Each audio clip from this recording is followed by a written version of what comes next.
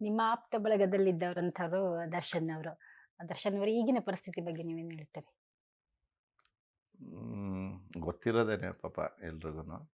But ಒಳ್ಳೇದಾಗಲಿ, ಎಲ್ಲ ಕಡೆಯಿಂದ ಹೊರಗಡೆ ಬಂದು ಇನ್ನೂ ಹೆಚ್ಚಿಗೆ ಚೆನ್ನಾಗಾಗಿ ಚಾಮುಂಡೇಶ್ವರಿ ದೇವಿ ಕಾಪಾಡಲಿ.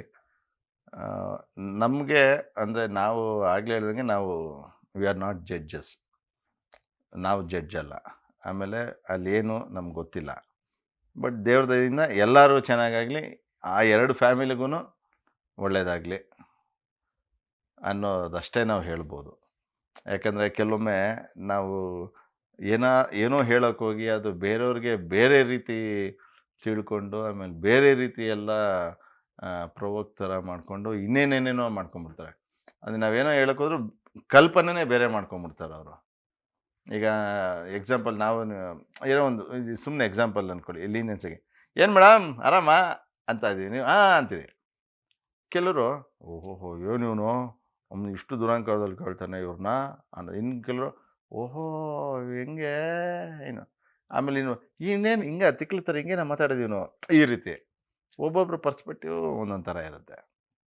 ಬಟ್ ಬೇಡ, ಅದು ಏನೋ ಇರಲಿ, ಒಂದು ಒಂದು ಕೆಟ್ಟ ಏನೋ ಒಂದು ಆಯಿತು ಗಳಿಗೆ. ಒಳ್ಳೆಯದಾಗಲಿ, ಚೆನ್ನಾಗಾಗಲಿ ಅಷ್ಟೇ.